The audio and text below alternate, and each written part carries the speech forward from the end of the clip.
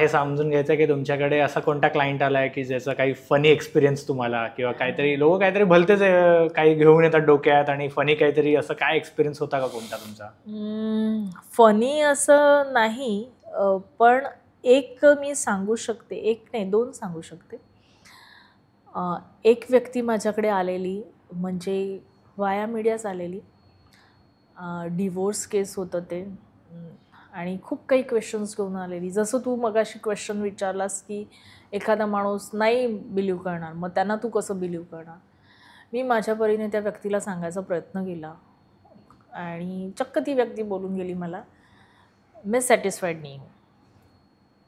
मतलब वो आपका मिस लुकआउट है, क्योंकि मैं समझा रही हूँ, आप समझ नहीं रहे, बट 101% शुअर आहे की तू हे कबूल करशील. आणि परत काही दिवसांनी, म्हणजे त्याच्यानंतर मी खूप आजारी पण पडले, कारण हे ना खूप इझी नाही आहे. कारण की जेव्हा मी काही देते तेव्हा काही लोक मला ब्लॅक बॉल्स पण देतात, म्हणजे निगेटिव्ह एनर्जी नाही. येतेच. सो ते बॉल्स घेऊन मी खूप आजारी पडले. सीन असा झाला की उठू पण नाही शकली. कन्सल्टिंग करताना काही गोष्टी मलाही तिथे नेगेटिव्हिटी झाली, आणि त्याच्यानंतर ना मी ऑफिस सोडून सरळ घरी जाऊन बसले. कारण एवढं त्याच्यामध्ये ते होतं की म्हणजे मी कोणाला सांगणार, आणि समजू नाही शकत होतं, आणि मला ते कळलंही नाही की त्याच्याकडून मला पासन झालेलं. सो घरी जाऊन बसले, आराम केला. नंतर कळलं की मला काहीतरी गडबड आहे, आणि त्याच्यानंतर काहीतरी दिवस मी कामच करू शकले नाही. So one of my friend, ती साऊंड हिलिंग करते, मी तिच्याकडे गेली.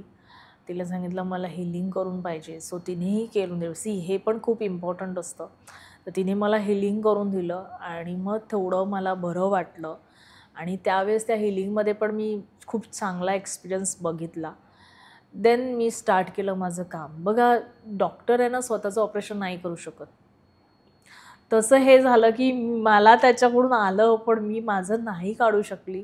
मला दुसऱ्याची हेल्प घ्यावी लागली. So really thanks for that lady. आणि मग ते झाल्यानंतर मी परत कामाला सुरुवात केली. काहीतरी फेस्टिवल होतं, तर त्याने मला विश केलं. म्हटलं मॅडम आपने मेरे को दिया नहीं. म्हटलं देखो मैंने दिया, लेकिन अब मग मी माझे सगळे रिपोर्ट्स पाठवले. म्हटलं अरे बापरे, मी प्रे करतो तू लवकर हील व्हावी. म्हटलं हो. म्हटलं आता काय सांगू की तुझ्यामुळे आहे.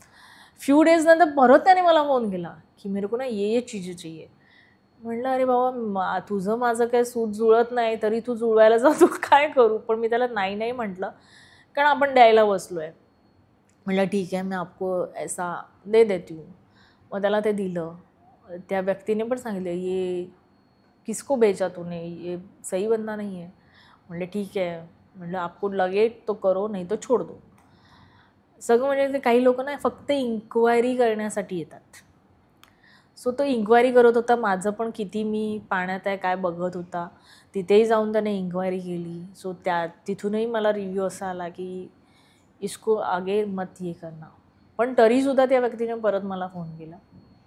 मला म्हणतो आपको पता है क्या, मैं अभी ना ये कर रहा हूँ. मतलब मैंने आपको खुद को बोला ये सब प्रॉब्लम का सॉल्यूशन एक ही है की तू ऑकल्टमध्ये येणार, ॲस्ट्रोलॉजी तू करणार. आणि तो ॲस्ट्रोलॉजी शिकत होता, आणि म्हणून त्याला काही रिक्वायरमेंट होती, आणि ते त्याला मिळत नव्हतं, म्हणून त्याने मला फोन केला. आणि म्हणून मी ते कनेक्ट त्याला दिलं की इथे तुझा, इथे तुला मिळेल. तिथे त्याने फक्त इन्क्वायरी केली, घेतलं तर काही नाही.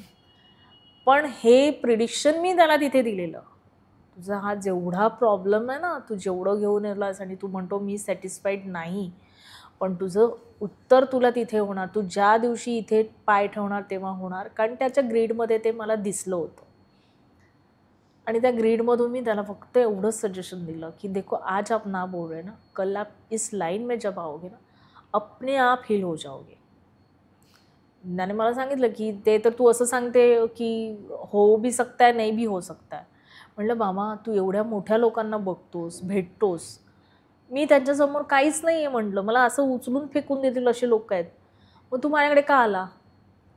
कारण फोनवरती गोष्ट झाली तेव्हा मी त्याला सांगितलं की मी असं लगेच नाही सांगू शकत, मला सगळं बघावं लागतं. पेमेंट झाल्यानंतर मी कामं करते, हे त्याला माझं एक सांगितलं. कारण की काय ना, मी काही कामं अशीच केली की ठीक आहे निकेत आला, मी सगळं काम करून ठेवलं आहे, पण तो पेमेंट पण देत नाही आणि येत पण नाही. सो मी माझं तिथे टाईम स्पेंड केला ना, तोच टाईम मी दुसऱ्याला देईन ना. मग माझं पॅटर्न कामाचं मी थोडंसं म्हणजे म्हणतात ना धडे मिळतात, तसे हे धडे मिळाले मला. पेमेंट नंतर. हां, सॅटिस्फॅक्शन नक्कीच होणार तुम्हाला. माझ्याने जितकं देता येईल तेवढं मी देते लोकांना, असं मला वाटतं. समोरच्याला वाटतं की नाही मला माहीत नाही. पण मला नेहमी माझा प्रयत्न असा असतो की सगळ्यांना काही ना काही हवं असतं. तिथे मी काहीतरी म्हणजे 1% तरी उपयोगाची आहे एवढं मला माहिती. आणि त्याच्या हिशोबाने दिलं आणि ती व्यक्ती त्या क्षेत्रात आली. त्या व्यक्तीने एका व्यक्तीचं नाव घेतलं, मैं इतने इतने बड़े इंसान के साथ कर रहा हूँ. म्हणलं तो अभी मुझे बताओ आपका प्रॉब्लेम सॉल्व हुआ ना. म्हणता हां. असे काही काही राज असतात ना की आपण ते लोकांना सांगतो आणि आपली स्पेशालिटी ती आहे ना की ते फक्त तुझ्या माझ्यात असणार. तुझ्याबरोबर XYZला मी कधीच ती गोष्ट सांगत नाही, कारण ती व्यक्ती गैरफायदा घेऊ शकते किंवा नाही पण त्याच्यामुळे माझे बंधन बांधले जातात ना. माझं कर्मबंधन बांधले जातं आणि मी कर्मावरती बिलीव खूप करते, कारण जसं आपण पेरतो ना तेच उगवतो. म्हणून मला असं वाटतं की चांगलं करावं, नाही करू शकत तर रामरामजी की सोडून द्यावं. ऐकलं तर ठीक, नाही तर ते ठीक. सो हे एक्सपिरियन्स आले. काही लोकांचे काही गोष्टी खूप डीपमधल्या होत्या, त्या क्लिअर केल्या. म्हणजे पहिला कनेक्ट नाही होत, नंतर म्हणतात हां यार हे झालं होतं माझ्याबरोबर. थोडा वेळ लागतो ना, कारण खूप पास्ट असतं ना. ते नंबर्स सांगतात तेच मी सांगते. काम करताना नंबरवरतीच काम करतो. असं नाही की अनिकेत आहे अनिकेतचं मी बघते आणि बोलते, मग हा मला माहिती हा असा आहे तसा आहे, नाही. त्या नंबरमध्ये काय असतं ते सांगतो. सो पहिला मी त्यांना सांगते सॉरी, हा शब्द पहिला बोलते, कारण बोलताना कदाचित असे अपशब्द निघाले तर तू हर्ट नको होस किंवा काही नसेल कनेक्ट झाले. हे सगळं मी पहिलाच माझ्या क्लायंटशी कन्सल्ट करते. काही गोष्टी आता झाल्या आहेत किंवा झाल्या नाहीत पण इन फ्युचर होऊ शकतील, तो त्याच्यासाठी मी अलर्ट करते. मी फक्त मीडिया आहे, माध्यम आहे. सो जे पण लोक जी पण रील बघतात किंवा काही कोणाचं पण बघा तुम्ही, कारण ते पण मेहनत करतात, ते पण त्या क्षेत्रात तज्ज्ञ आहेत म्हणून तर आज तुमच्या समोर आहेत.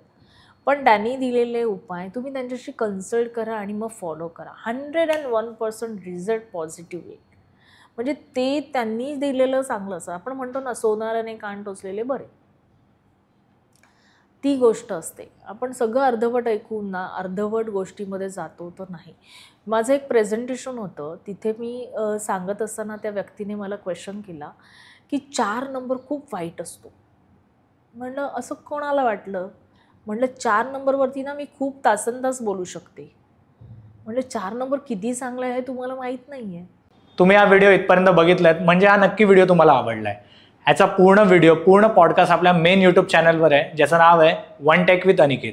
हे चॅनल तुम्ही नक्की फॉलो करा. आणि इंस्टाग्रामवर आम्ही बऱ्याच रील्स ह्या व्हिडिओच्या अपलोड केलेल्या आहेत, त्या पण तुम्ही सगळ्या बघा. आणि वन टेक विथ अनिकेत हे इंस्टाग्राम चॅनल पण फॉलो करा.